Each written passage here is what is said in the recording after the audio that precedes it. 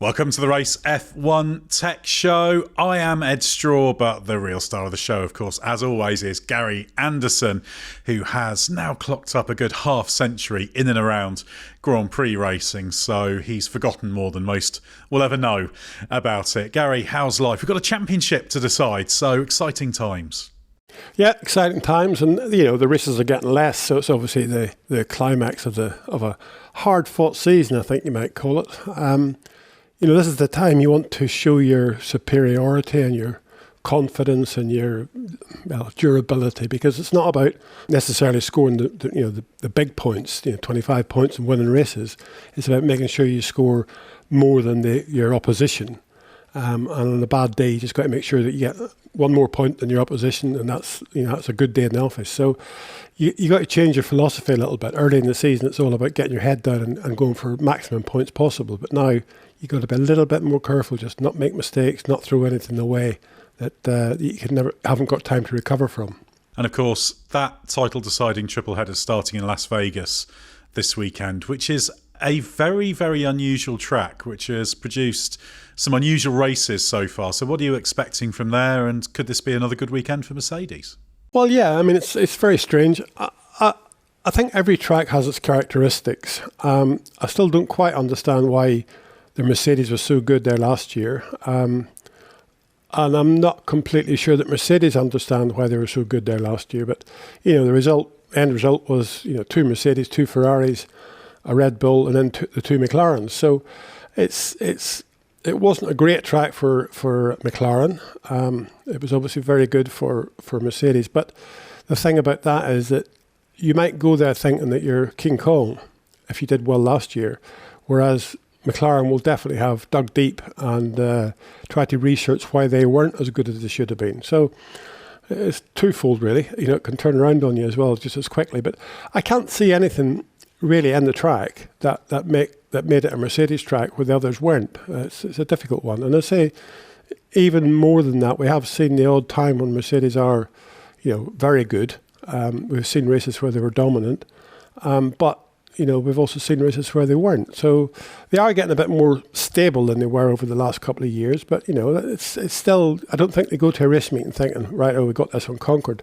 It's about going to it and, dipping your toe in the water and seeing how it all comes out. So I think it's still going to be a fight at the front between, again, the usual ones. I suppose it's, Mercedes, McLaren, Verstappen in the Red Bull, and Ferrari.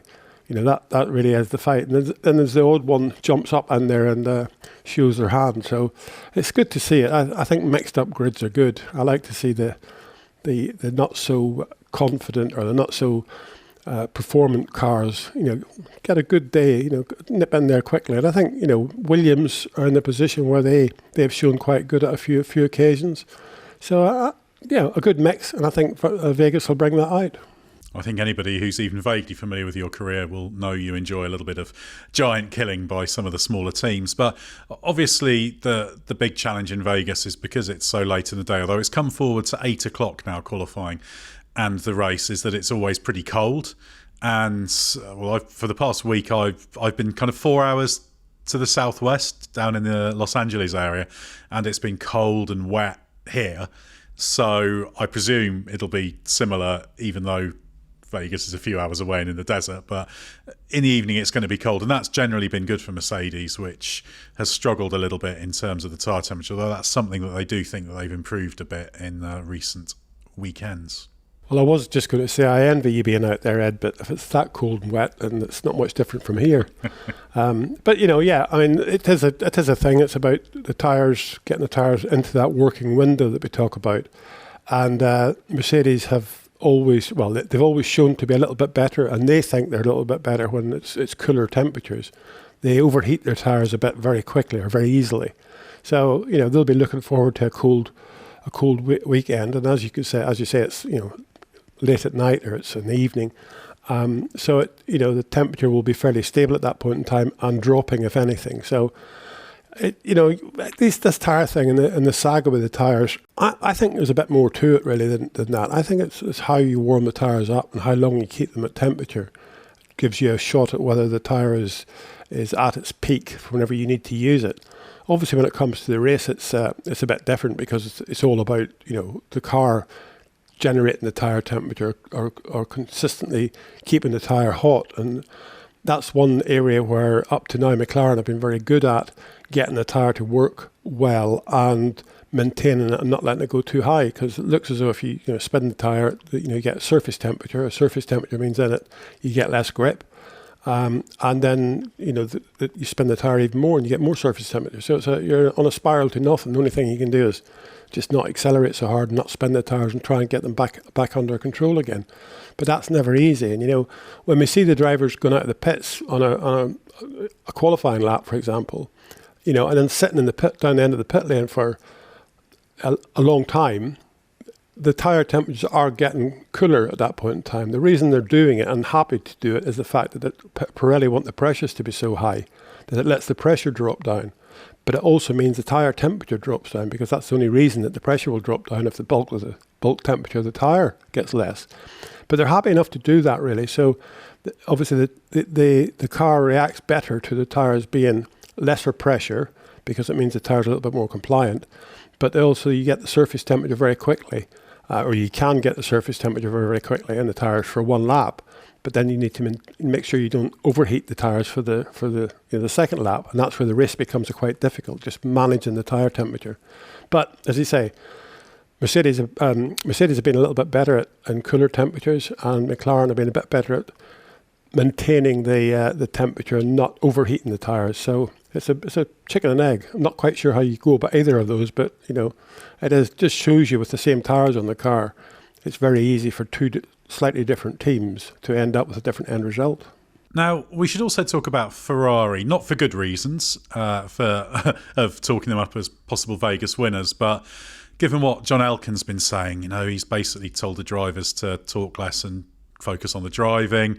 He's talked up parts of the team and then said other parts of the team have been really bad. Interestingly, he said they've really well engineered the car, which I'm not sure is an entirely accurate statement. Now, obviously, this isn't a directly technical thing, but if you're there on the coalface, whether you're Fred Vasseur or you're like Sarah, the technical director, or your drivers, what do you make of that slightly weird broadside that's coming from on high within the company? Does that have an effect, or can you just sort of shrug it off and just think, well, we'll ignore him? No, I don't think you can ever shrug it off. I think it ends up niggling at you. You might not react to it dramatically, but I think what he said was a very destabilising influence on a lot of people.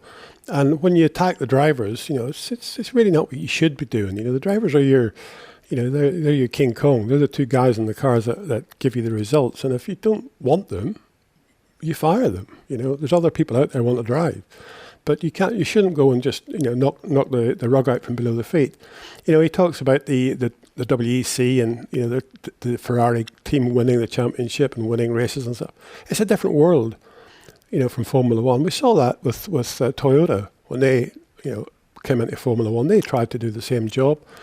They weren't successful. They spent a huge amount of money and with very limited success. And they went off and built the WEC car and went and won everything. So it's a completely different thing, to be honest.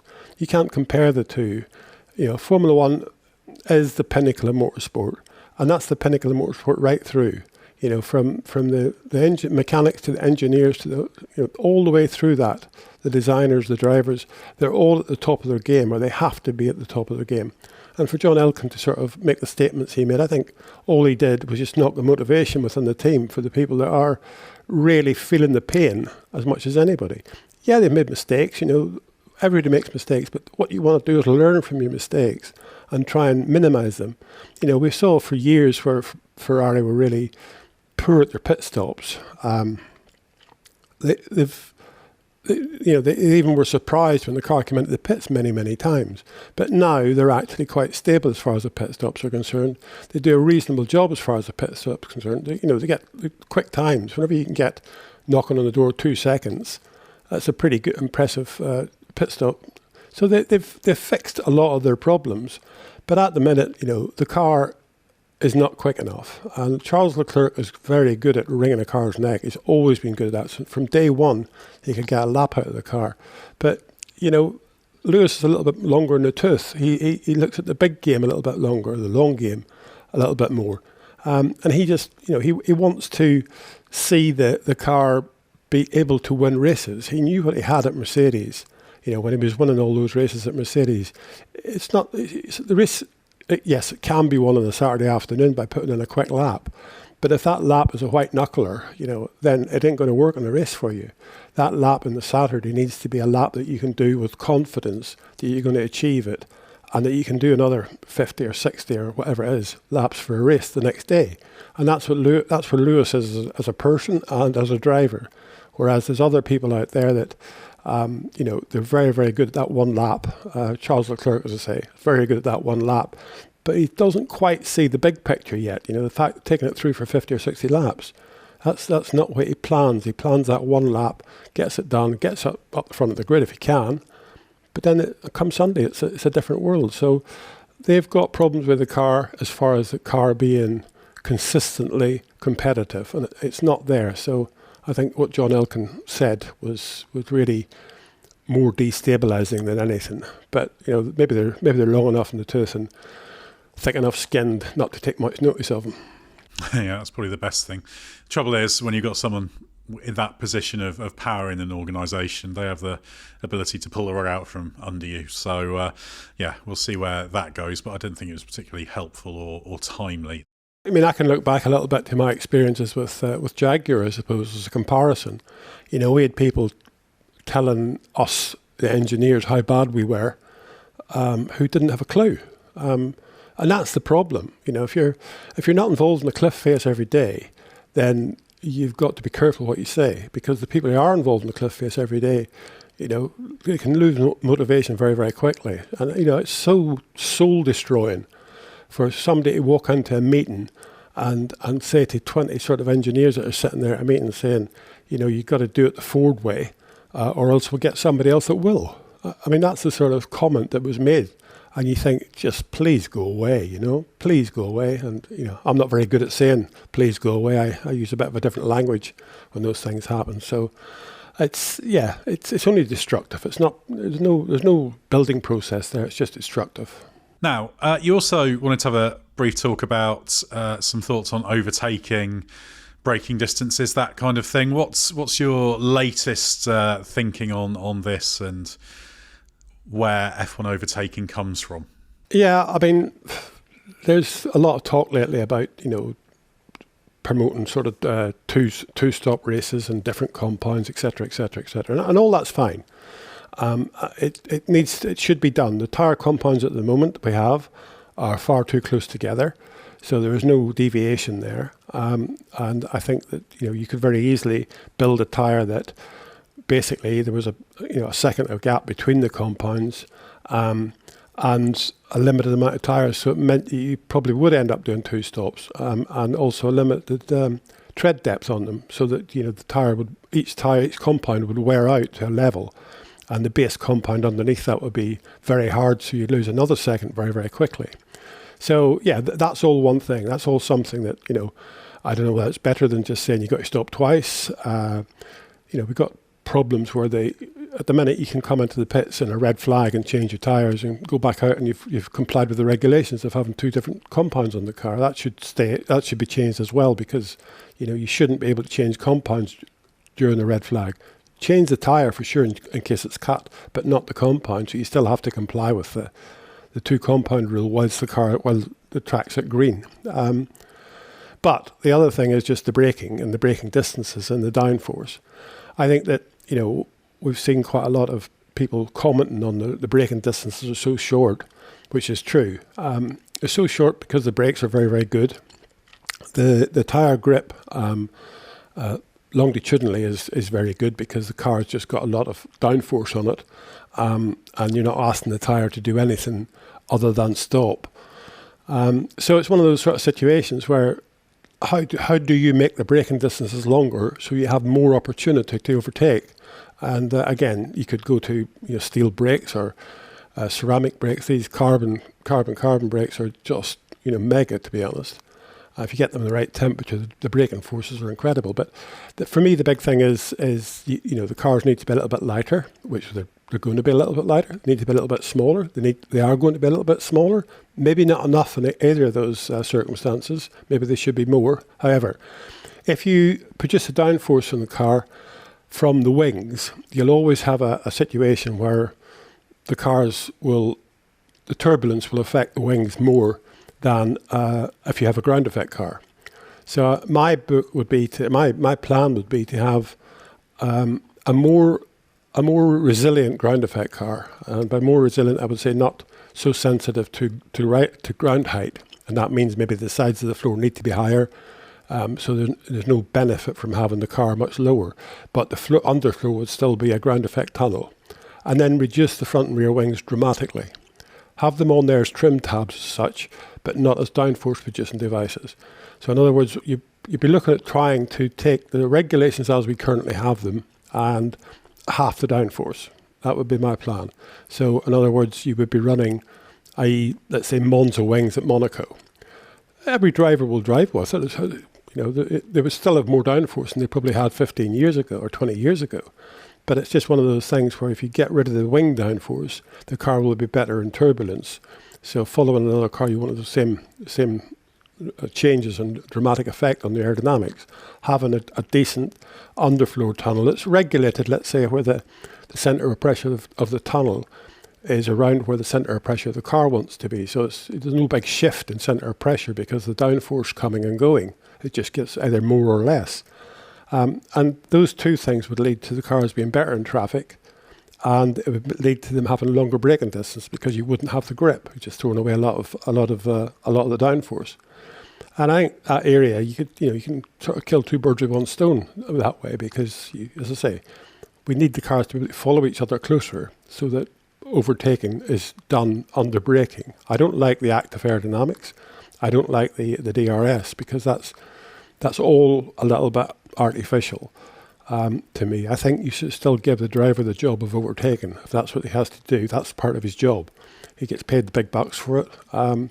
But increase the braking distances so it's not, we're talking reducing the speed of these cars by 200 kilometers an hour in less than 100 meters, probably 70, 80 meters, and that's even less than a second in time. So you don't have a car's length. These cars are like 5 meters long.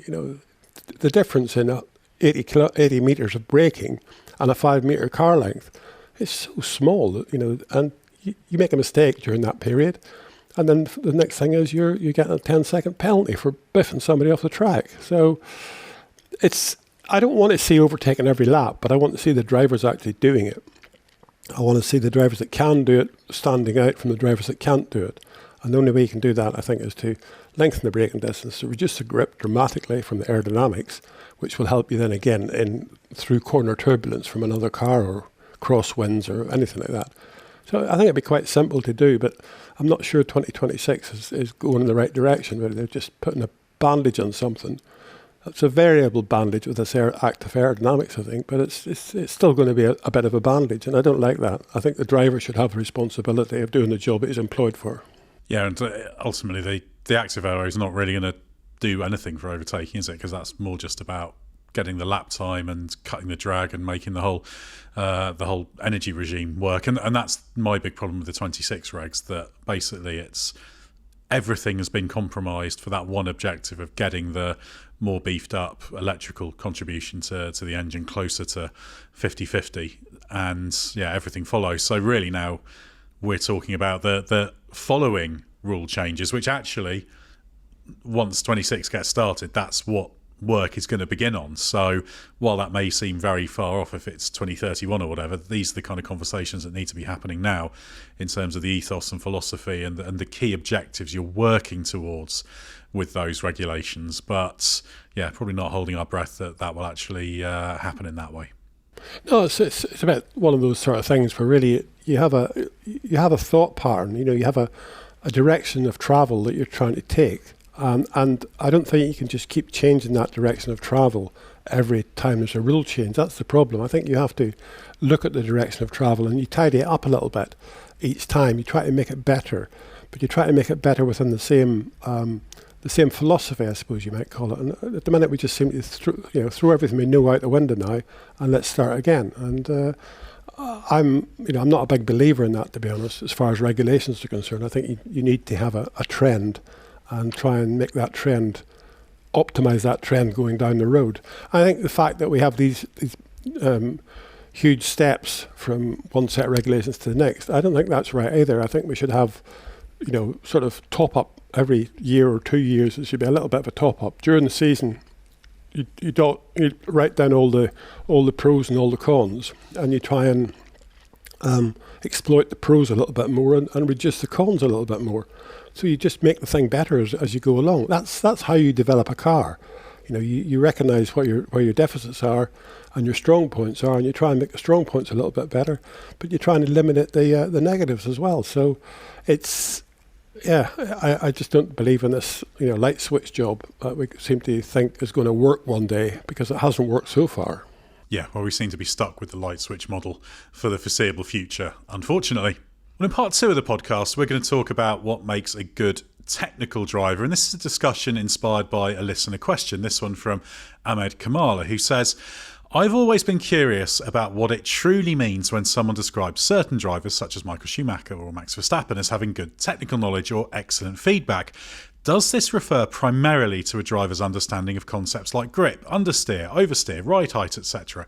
Or does it imply a deeper technical knowledge, such as understanding what particular engineering changes, for instance front wing geometry or suspension setup, are required to achieve the handling characteristics they desire? In other words, do these drivers merely know what needs to change to improve performance, or do some also understand how those changes can be implemented from an engineering point of view? I would also be interested to hear Gary's opinion on which driver had or has the most comprehensive technical understanding of a racing car. Now, Gary, I imagine as a former technical director, the idea of technical drivers fills you with a bit of dread, because sometimes drivers' belief in their own technical understanding and knowledge is not always backed up by the reality, is it? Yeah, you're right, Ed. It is a difficult one to sort of know what makes a good technical driver. I think what you want is the feedback. You want the feedback that's real and allow you to react to it. And then, as from an engineering point of view, you offer suggestions to the setup to the driver. But I think from a driver point of view, the best drivers I've seen are the ones that have the more mental capacity left over after driving the car at a competitive level. There's just more mental capacity left to analyse what's happening at a certain point in time, and that analysing of what's happening would be like, in the middle of a corner, if I put a little bit more steering lock on, what happens? If I apply the throttle a little bit harder, what happens? If I go into the corner a little bit more on the brakes, what happens? That's what he should be as a driver, is exploiting what he's got around him, his tools in the toolbox at that point in time. And then to come to the engineer and saying, well, when I put a little bit more steering lock on, the rear got snappy, or the traction wasn't any worse because I put more power on it. He needs to be able to feel all that stuff and put it into his data bank and come back and tell your engineer what's going on. Now, we look a lot now at at data. Data is the big driver for anything like that. The engineer and driver relationship is quite devoid of each other now, because when the car comes into the pits, you got 20 people probably looking at the data created between at the track and back at base, the data from that run, to see what they can see. And that data for me is all good stuff.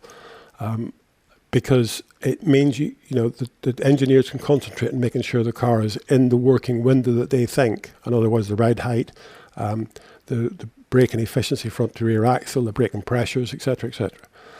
But I think it's also a bit wrong, because it's so data driven now that the drivers are losing that ability to have to store all this data in their mind of what happened while they're driving it. And if you look at Verstappen in Brazil, the last race, Red Bull went off the beaten track with the car for the main qualifying for the main race, for the main event, the Grand Prix, after the sprint race, because they felt the car wasn't as good as it should be, and they did something that just meant he qualified wherever it was, 17th, I think, or something.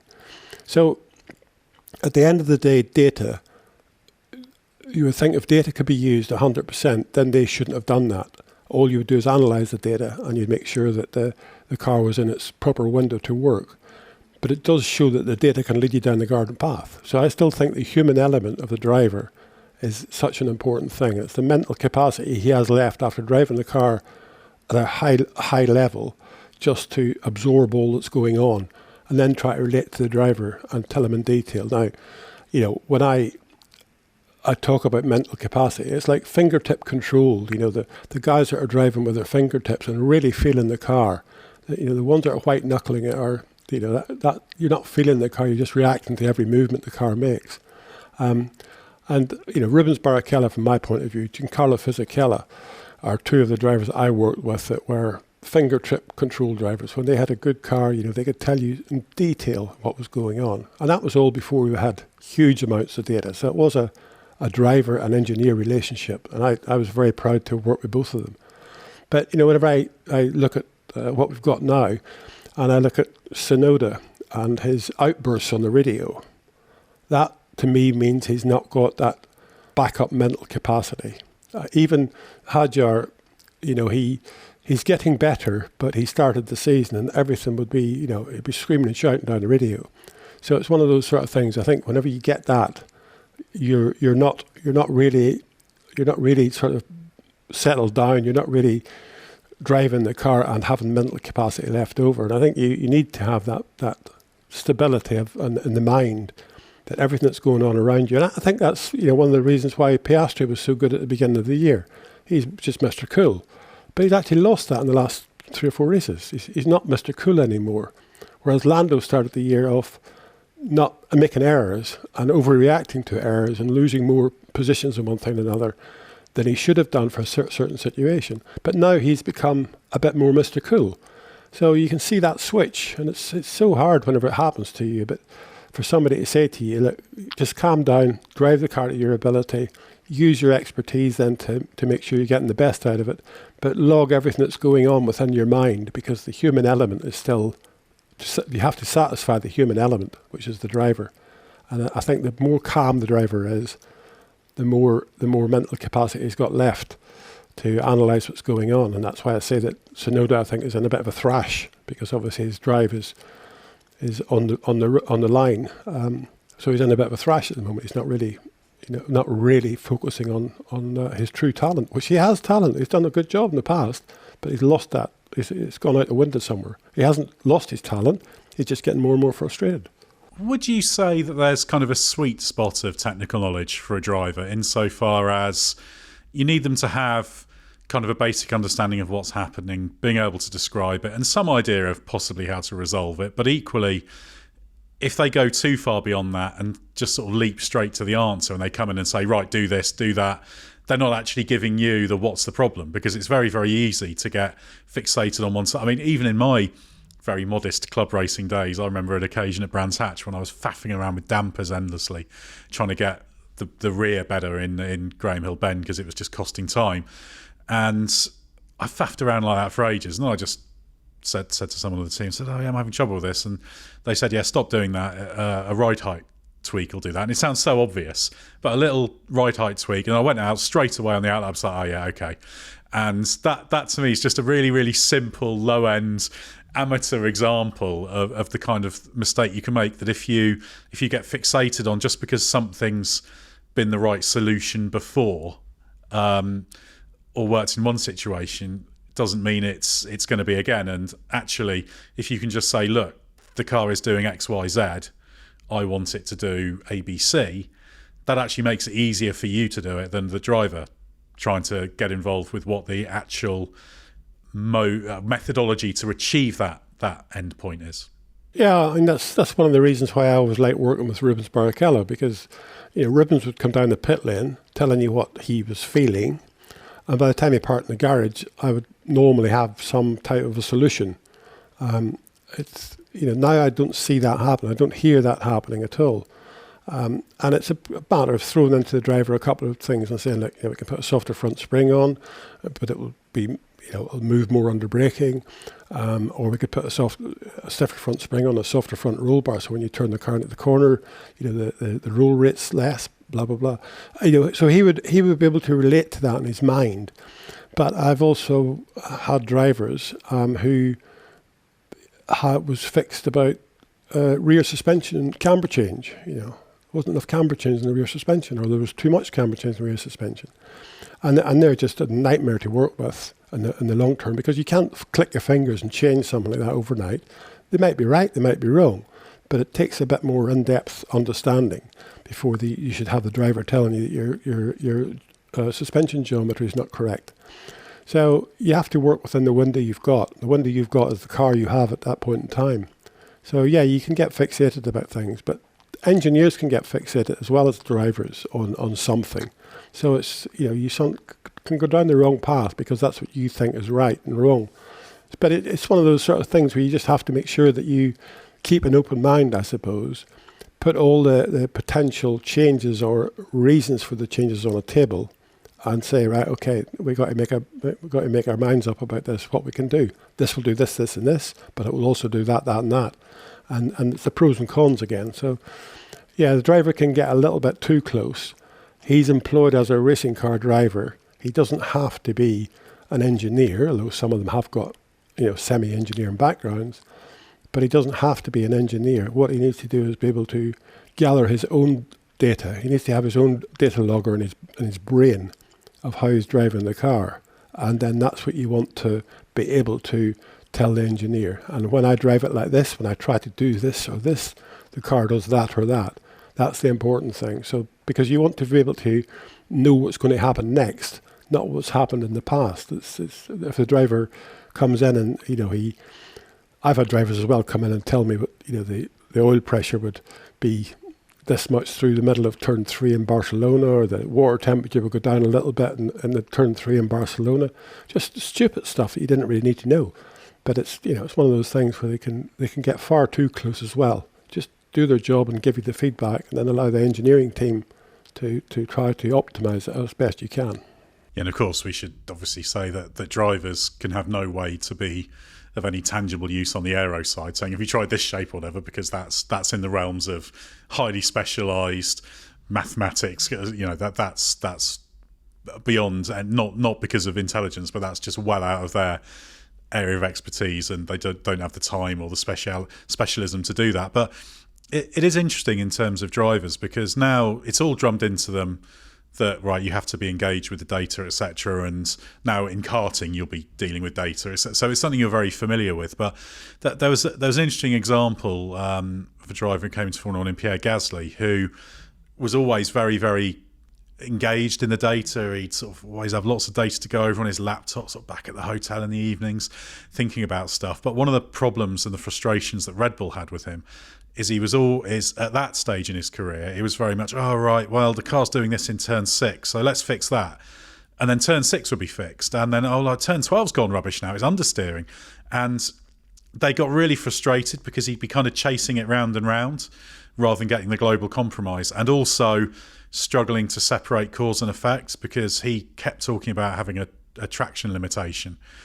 It wasn't really a traction limitation. What it was is the car was under-rotated, sort of in the exit phase of the corner, so he hadn't rotated as much. So Verstappen could feed the power in because he had less lock-on, so you've got more traction.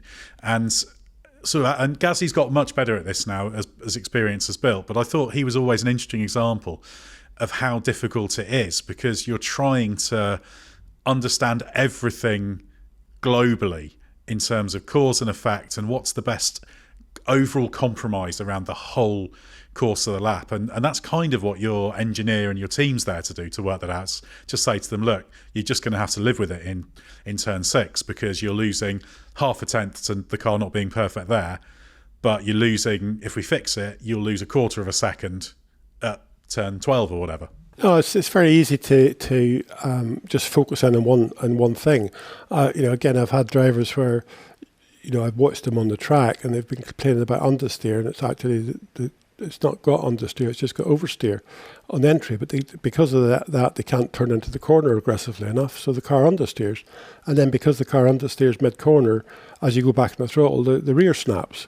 Because whenever your car is understeering, it means you've gone past the steering lock relative to the tyre grip. on the front of the car is you've gone over the top of the slip angle, as we call it. And when you're undoing the steering because you're exiting the corner, the grip comes back into the front tyre. So suddenly you go from a car that's the front tyre is sliding that little bit to suddenly it's gripped, but you've got the throttle on at the same level, so the rear just snaps. So this is why it's very easy for a driver to get into the routine of the car, to what the car is doing. He changes his driving style to what the car needs to do, and then he's coming in and complaining about something that actually is fictitious. It's not that's actually happening because he's just adapted to the situation. So you need to, as I say, you need to have a very clear mind as a driver, really focus on how you want to drive the car, and that's when the car has these problems. And, it understeers here, it oversteers there. And then, as a driver, you try a couple of things to say, well, if I put more steering lock on it, it understeers more, or vice versa. So that working plus or minus 5% of your driving style, it's not fixing it. But you've got to make sure that you also focus on your driving style, the way you want the car to be, and not try to change your driving style to suit the car, because that'll always end up going slower. So it's a balancing act, really. And some drivers, as I say, they just seem to have that extra capacity in their mind. Michael Schumacher was one of the first guys that I sort of had the pleasure to work with and knew through his racing career quite well. But he just seemed to have the mental capacity to take anything on and cope with it, but also to just be able to read the car so well and understand the car so well. But yeah, I'm sure there's others I haven't been working with, but it's one of those sort of situations where I think at the minute I try to define it by the drivers that are getting flustered, the radio messages, how they speak on the radio, the calmness or the aggression that they have on the radio. That's the sort of thing that you're sort of trying to balance now, because that's the same with your driving style. That definitely your driving style goes with how you are as a person. Do you think that a good technical driver, a good engineering driver, was more valuable if you go further back in time? Obviously, you mentioned Schumacher was one of the first ones you worked with kind of as a technical director, but going back into your earlier days in the 70s, worked with drivers like Carlos Reutemann, who had a good reputation for understanding that sort of thing. Is that a more powerful thing in those days when you're much smaller teams, much less technology, and actually you are kind of a little bit more reliant on the driver as well? Was that a more powerful weapon to have in a driver, but also a more rare thing to actually encounter because of the lack of data and that kind of thing? Yeah, I mean, it was, because you didn't have the data. You had a driver, and the way the wind was blowing, and you had to react to that. So you had to go with the driver. You had to make sure that the driver gave you the feedback. It was just you reacted to that situation. You mentioned Carlos Reutemann. He was quite funny. The one thing he used to do always was take a gear ratio printout with him, or to the race with you, and give it to Carlos, and he would put it on the inside of his toilet door in the hotel or wherever he was staying at, and every morning he'd come back in again with he wanted to try different ratios. He was just into gear ratios, and so you would change them nearly every morning after he come in from being to the toilet. So it was one of those sort of things where he dedicated a lot of his weekend to the driving. It wasn't just I'm getting in a flash in the pan driver like Wilson Fittipaldi. Brabhams was his teammate at that point in time. Wilson would get in the car, drive the car, get out of the car. That was it. He was done for the day as such. Whereas Carlos wouldn't be like that. He was always pushing to try to get things better one way or another. So I think back in those days, yes, the driver and the engineer had a much closer relationship than you have today, because it was a one-on-one, not a 1-on-30. So yeah, has it gone the wrong way? I don't know. It's difficult. If I had my say on data, I would say that you can choose probably 10 channels, let's say, on the car for reliability channels, I would call them, and that's all you get until Sunday night. As a team, it's logged on the FIA data recorder. It's down to the engineer and the driver working together to optimize the performance of the car. You got those 10 safety channels, which could be tire pressures or whatever you like to call them, engine oils, water temperatures, oil pressures, etc., etc. And that's what you got for the weekend. And then, as I say, on a Sunday night after the race, you get your big pile of data, and you take it back and you analyse it, and you can say, oh, we went wrong there, we should have done that, or we should have done that. But at least it would bring up the human element back for a race weekend. And there would be mistakes made. And there would be, some drivers would have to dig pretty deep to sort of work in that type of environment. But I think it would be good for the show. Yeah, it would certainly make it very, very interesting. But it's very, very different. I was just thinking, you're a little bit dull if you were Carlos Reutemann in F1 today, because every time you take your gear ratio chart, they're fixed gear ratios for the season. So you just have your 8 ratios and they'd never change. So that would make his toilet reading very dull. So I guess there's a metaphor for how much stuff's changed. But it's a really interesting topic, an interesting question. And if you've got further questions about technical drivers, and I suspect a lot of you listening will, send them through to podcasts@therace.com. That's podcasts@the-race.com. And I'm sure there'll be plenty of those for us to tackle in future episodes. Right, let's get on to our final part now, which is more questions, but rather than just one question, we've got 4. And as I said, it's podcasts@therace.com, podcasts@the-race.com. Fire your questions through to there. Any topic, as long as they're at the very least tangentially about F1 tech, can be past, present or future, and the more questions the better, because there are always some really interesting ones. And now, this might be, Gary, the broadest question we've ever taken on this show, so I'm interested to see where we go. It's from Stein Claessens, who says, where do you see F1 in 15 to 20 years' time? Will it still exist? Will it exist? Yes. Something will exist that is the pinnacle of motorsport, let's say. It might not be classified as F1 at that point in time, who knows? But, 15 to 20 years, that's not very long. That's, that's all, it's the century. So it's the change that we've seen, let's say, from your 20 years, so 2005 to 2025 is massive but minimal. In the big world, the car's got 4 wheels on it. It's got a chassis you sit in. It's got an engine behind you, a gearbox behind that. It produces downforce from wings and now the underfloor. It always produced from the underfloor, but not as much. So, nothing has changed. We've sort of dotted the I's and crossed the T's all around it. But the reality of it is, it's still a racing car with a human being driving it. And I think that will continue to some level. What will power it?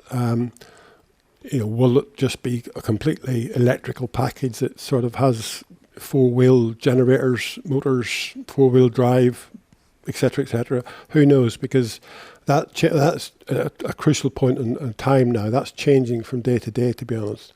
From what is the most efficient way of producing energy to drive anything, be it a road car, truck, van, motorbike, racing car. So I think we have to go with the trend as far as that's concerned. There's always this confusing thing right now because we're stuck in the middle. And next year, I think, is an example of that. We're going, the 50-50 route, 50% from the normally aspirated or the turbo engine, and 50% electric.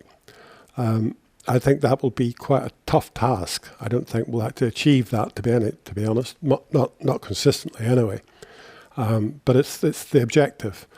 Where will that lead to in the longer term? I have no idea, to be honest. It's just, I've done my 50 years, I think, so maybe in 25 years I won't be around to see what's going on, or 20 years even.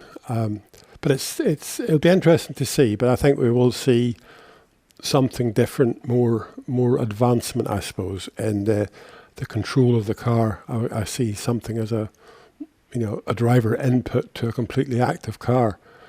But I think, Formula One exists 99.9% for the hero worship of the driver.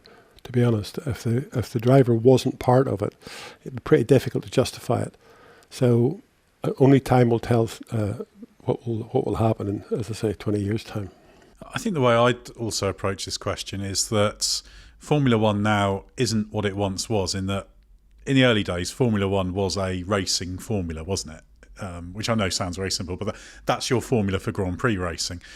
Formula One now is not the set of rules. Formula One is the whole circus. It's the Liberty Media as the commercial rights holder, all this kind of thing. It's a sporting entity.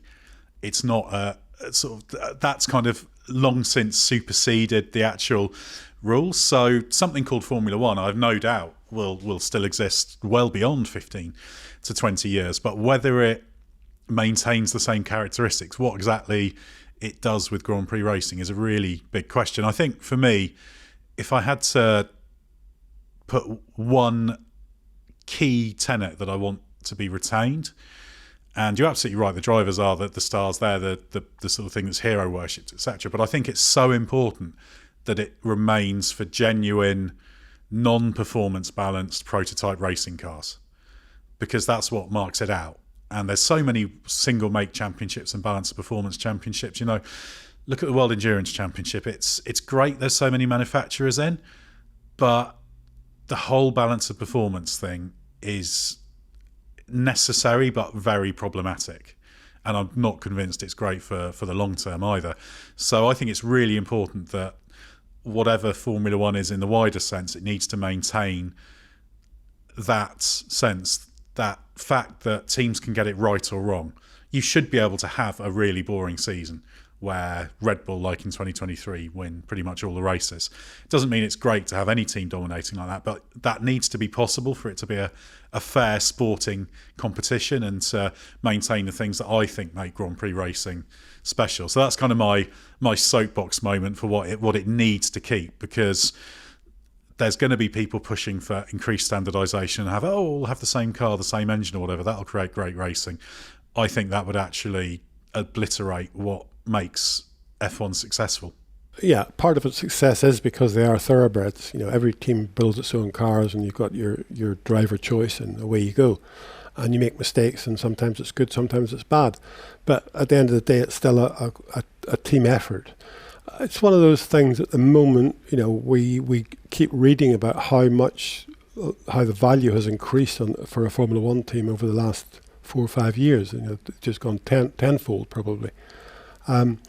So you look at that a little bit and say, how long can that go for? How long does that keep going before you sort of say it's unattainable for anybody? You know, I go back to the days in the 70s and 80s maybe, where there was, you know, people arriving with a van and a trailer with a Formula One car in the back and unloading it and going racing.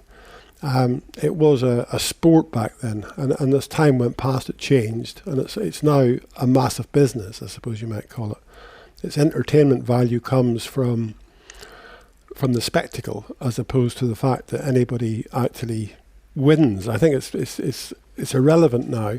It's a spectacle on a Sunday afternoon, and you just have to be very, very careful as to what that spectacle is, because it's, as you say, it's a bit of a circus. It's everything packaged together. There still is a winner and there still is a loser at the end of the day. But Formula One should keep its own identity, I think, and it shouldn't become a one-make formula. You know, it would be lovely to say, okay, right, at the end of the season, we're going to have one race in X track where all the drivers get into a GP2 car. We want to see who is the best driver. And, you know, let's see that. Let's make that happen. One event at the end of the season, everybody has a go, and we look at that and say, yeah, that's okay. The world champion finished 10th in the same car as the bloke who finished 10th in the championship won in. So, you know, it's a relative factor to say who could do the best job. But I think Formula One, as we know it, should still be a formula which is cutthroat from the factory, from everybody working in it, from creating your own car all the way through. I am a bit disappointed at the moment, I suppose, that the regulations are so dictatorial. You know, at the minute they are becoming more and more a camouflaged one-make formula, and I don't think that's correct. I think they should be opened up quite a bit, but not to the extent of you know, huge difference in cost. To some extent of a little bit more freedom here and there. I think they're just getting a bit too close to being, you know, join the dots and you've got a Formula One car, and I'd like to sort of knock that back a bit. Yeah, I'd agree with that. There's a few actual little details in the 26 regs where a bit of freedom's crept back in, although there's greater areas where more constraints have crept in. So I think this is something that needs to be kept in mind for the next rule set as well. Right, let's move on to the next question from Alua Damalola. Given the concerns on energy management that have been raised by a number of people in and adjacent to Formula One, especially Gary, for the 2026 powertrains, won't we look back on the decision to remove the MGU-H as a massive blunder? Isn't it deeply ironic that the reason for the removal of the MGU-H was to ease the entry of Audi, a Volkswagen-owned brand, and not too long after Porsche, another Volkswagen-owned brand, releases the 992.2 Carrera GTS, a vehicle with an electrified turbo? Isn't the current Audi F1 engine a product of Porsche research? Couldn't there have been a further IP share, a significant advantage over the rest of the grid? Which teams are now on a par with these old top three? So yeah, the MGU-H is it's really odd, isn't it? Because it was a slightly odd thing in some ways to have in, but really interesting technically, and also really useful. So it almost seems strange after basically a decade plus of developing it and optimizing it that it kind of gets thrown out. Yeah, I think it's a bit strange that it's been thrown out because, obviously there was lots of worries at the beginning of it, how it would work and how much power you could gain from it, or how much energy you could harness from it, etc., etc. But it's now got to a point where it's, it works well. You don't have an MGU-H failure. I mean, I don't know when the last one was. So it's something that is there. It in my book, it's done a few positive jobs. It's reduced turbo lag because obviously you can spin the turbo up with electric motor, but you can also harness the speed of the turbo to reduce the engine power or to hold to generate more energy from the turbo. So it's done a good job, and I agree with you that I don't really understand why they're throwing it away, especially again, as you say, Porsche's come out now with a package that's got an electric turbo in there, and it's an ideal situation for that. So I'm a bit confused with that one because, again, looking at the amount of energy you're going to need to regenerate for a lap to give you enough energy when you want to use it next year, it's not possible with what we've got. You'd have to have the MGU K like spinning like a mad thing. It's just not going to generate that much power or much energy to harness your battery or to charge your battery up. So I think whenever you leave the pits and you can do a slow lap and you can do all your regeneration procedures that you do on a slow lap for a qualifying lap, then that's fine. But the reason at the moment, with what we have at this point in time, the reason that you get these slow laps, and maybe even now we're seeing some drivers and teams doing 2 slow laps during qualifying as such, it's to regenerate as much energy as possible into the battery. So when you do a fast lap, you've got as much as you can basically use for that lap. So that's going to be a lot worse next year. So that then slides on to the race. Why is the car so much slower in the race than they are in qualifying? And that's one of the things. You just don't have the energy for the whole lap. You just have to top it up, take a bit out of it, top it up, take a bit out, top it up. You can't just have a full battery pack and give it everything. So I don't really understand why you take something away from that package for the regeneration, because it's it's not going to work. You need to have enough to top the battery up during the braking areas that you have on a given lap, and that's why you get. Some teams you'll hear them calling about clipping whenever they've run out of battery power at the end of the straight. It's just about we're taking a dive into the deep, I think, next year, and taking away the MGU-H is not going to be beneficial in any way. And I'm surprised that it was part of the fact of one of the reasons that Audi came in was because the MGU-H has been taken away. Because I think it was I questioned it at the beginning whenever it was coming in. I didn't think you would get so much from it, but I think it is, it's very productive. Well, the next question comes from Zephyr, who says, would hanging shooting range style flags above the track in an array of traction zones allow the drivers to read the wind, dealing with it more into their heads? For long-range target shooting competition, these types of flags allow competitors to read the wind and thereby compensate for it in their holdover or firing solutions. Also, it looks cool and would allow those of us at home to see that part of the track condition we are currently dependent on commentary to follow. Even if it doesn't help drivers that much, it could help viewers understand the gusts. I think making it intentionally visible would just be better design. Curious to hear your thoughts. There are a few flags around that give you an idea. The Bahrain, the one on the big control tower at the end of the drag strip, so sort of in the vicinity of turn 1-2, is quite handy for that, especially as it's very large. Yeah, I mean, from the simplest of ideas come a very effective solution. The big problem really is that, to have a flag, well, first of all, I'd say that any flags that are on a track, the driver will always try to take a look at it and use that as a bit of a measure as to what way the wind is blowing. But if you're going to try and use it as a tool for, every corner, let's say, for example, then the flag would have to be obviously in a very visible position. It wouldn't have to be influenced by the grandstands around it, because it would have to be, something that was open air. I don't think it could be as high up as some of them are, but maybe it could be. So I think it's quite difficult to do within a controlled an environment like a racetrack, whereas in a shooting range it's not so difficult to do because, it is out in the open, they can be in the open, so it gets the full effect of the wind. I think that would be its limitation, really, making sure that it was, if you have a tool to give you some indication as to the wind level and the gusts and which way it's changing, then I think A, it needs to be visible to the driver, and B, it needs not to be influenced by anything else, because if it is a tool, you want to use it. So it could be detrimental if you had it, because it would be, as I say, go in the wrong direction just because of grandstands, etc. So very difficult to do, but it's not a stupid idea by any means.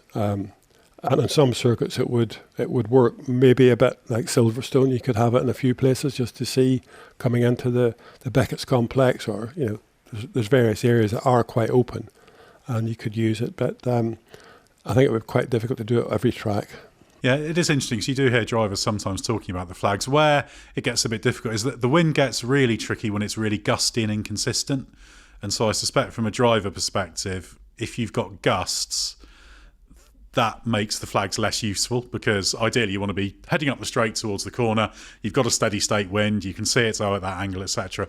That's quite easy. But it's an interesting idea, and I think certainly understanding where the wind is will be useful for fans to know, because sometimes you hear, there was this gust that led to the off, and trying to tell the difference between that being a real thing and that just being an excuse sometimes is tricky for people. So yeah, the more information the better, even if it is data by flag. Yeah, no, I mean, everything's possible at some tracks, but it's not one of those things where you say, to understand the gusts of wind and how it's coming and going, the driver would have to look at it a lot longer than the time he's got when he gets into a braking zone, because that's the time you'd need to sort of think about it, whether you could go into the corner just as quick as you did or not before. There's probably tools in the car that you have at this point in time.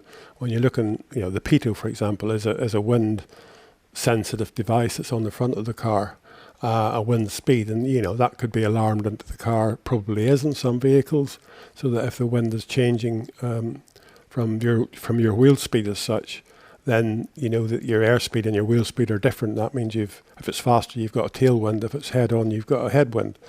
So it's, you can, there's things that you can do to identify it a little bit, but it's the gusty wind that usually catches them out. If the wind's in the sort of fairly gentle in the same direction, then it's not such a big deal. But yeah, but it's not a bad idea. And the final question comes from Alan North, who says, yet another accident where the tyre comes off the rim and starts flying around. There has been so much luck so far that no one has hit one. What can Pirelli and the teams do to stop this happening? That references, I think, the Leclerc one where he had the tyre off the rim. So what can you tell us about what leads to that happening and the extent to which it is controllable? Well, obviously, if you smash the rim, there's nothing stopping the tyre from wanting to come off it. At the minute, we've got all these tethers that hold the upright assembly and the wheel onto the car if you have an accident, so that mass of componentry doesn't head off into the grandstand or hit somebody else. But the tyre is another loose component on that rim. So if you smash the outside of the rim, the tyre will tend to want to come off the inner part of the rim, which is probably still on the car. Going back in time, because I'm good at that because I've been around a while, we used to have what we called security bolts in the rims. So there was like 3 bolts, it could be as many as you wanted, but there was 3 bolts. When you put the tyre on the rim, you put the 3 bolts into the rim, which went in behind the the tyre bead, I suppose. The tyre was pushed out onto the tyre bead with air pressure, and then these 3 bolts went in behind the tyre bead. So the tyre was sort of not trapped between the tyre bead and the rim, but it meant that the tyre couldn't come off the rim, because that was the problem we used to have years ago, was the tyres coming off the rim, even just on a corner. So your 3 security bolts would keep the tyre from coming off the bead off that rim and deflating instantly. So on the inner part of the rim, you could still have that. So if you had 3, 4, 5, whatever you liked of bolts that you put in after the tyre was inflated, so you blew the tyre up with the bolts in there loosely, just to fill the hole up, put the tyre out onto its bead, screw those bolts in, then that inner wall of the tyre would be trapped on that inner part of the rim. So if you smash the outer part of the rim, it means that the tyre isn't free to just come off. If you smash the complete rim, obviously it could, but it's very seldom you get the inner part of the rim smashed. Usually the spokes are still there. The inner part of the rim is still part of the spokes. It's the outer part of the rim that gets knocked off, and the tyre just comes off the outside.